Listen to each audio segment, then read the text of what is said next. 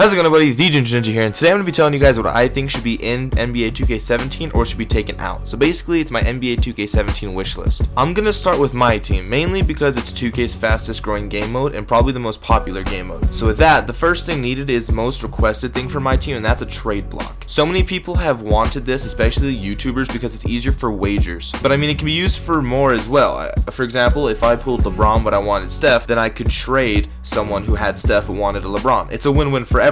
Next is no way to crash the market. The auction house has crashed so much in NBA 2K16 that there are amethysts going for as little as 6K. There are literally gold players who go for more. When NBA 2K15 introduced the auction house, prices for cards were pretty fair. I mean, an 88 overall would go for something around 15K, which is not that bad for the beginning of the year. But then later in the year, Dunk the Funk packs came out and people were pulling 88 to 89 gold players out of almost every pack. Or they would pull the same card over and over again. I'm looking at you, Paul Millsap.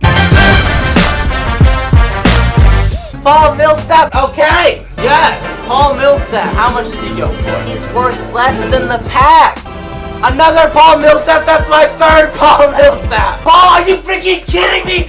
4 Paul Millsaps! Oh, that's a Ruby Paul Millsap, are you kidding me? Are you kidding me? And then this year, the auction house crashed almost at the beginning of the year. I remember I bought a gold Kyrie for 20K at the beginning of the year, and that's pretty fair because he's an 87 overall and he's got great abilities. But then, about 2 weeks later, his price dropped to about 3 to 4K. Now, he's going for about 2.5K when he should really be going for about 10K because he's actually not that bad of a player. It's not just happening to Kyrie because there's also the best gold player in the game, Russell Westbrook, who used to go for about 40K, is now going for about 3.5K, and it's terrible. So 2K should make it that the prices for players don't have dramatic changes overnight and that the prices are fair at the same time. Speaking of the market, there should be no way to buy MT. That was first introduced in NBA 2K16 where websites would start selling MT to players, and that's not fair because then NBA 2K becomes a rich man's game. If you have MT and you want to sell it, that's fine, but there should not be companies that just have 100 million MT laying around and can just sell it to any player who wants it. Next is challenges and rewards. NBA 2K16 was very disappointing when it came to challenges. I mean, sure, there is the Diamond Kareem reward, but you can't really get that until the end of the year in all reality.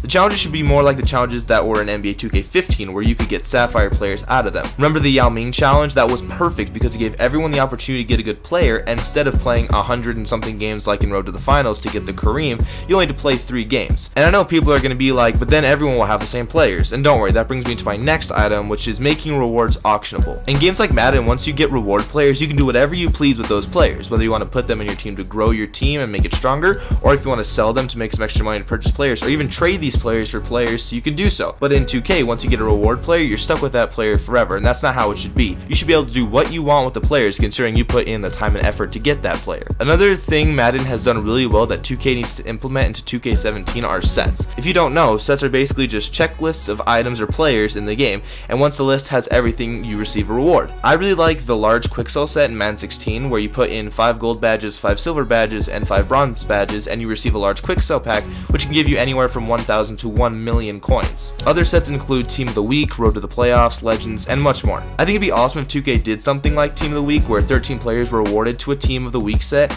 That also keeps the auction value stable throughout the entire game for those players. I know there are more NBA games than NFL games, so maybe instead of a Team of the Week, you could do a Team of the Month or something. But we really need things like this, and if they were added, I bet you the complaining in the community would drop majorly. Staying on the topic of my team cards, 2K did a great job this year of implementing bundles, but the bundles were a bit of a letdown because even though they basically give you a free pack, sometimes they actually end up ripping you off. Again, Madden beats 2K here because in Madden, when you buy a bundle, you also get a bundle topper. So let's say I buy a Playoff Moments bundle. Along with the bundle, I should also get like a guaranteed 94 or higher Playoff Moment card. If 2K were to add in bundles, they should also improve the cards you could possibly pull, not only in the topper, but in the game in general. There are so many cards 2K needs to either fix or add into the game that have not happened yet. Like if Russell Westbrook is not at least a 93 overall next year or higher, they will have really messed up again. Or if they make the Linsanity cards gold again, then they will have really messed up. And they also leave out some of the best players to ever play the game, like Charles Barkley, 01 Michael Jordan, 96 Reggie Miller, 08 Brandon Roy. Like, come on 2K, these are players who are a necessity in a game focusing all around the NBA's past and present. Along with adding these cards, they also need to add moments cards, not just from the current season, but the past seasons as well. We had one moments card that was not from the 2015-2016 season, and that was the pre-order MJ.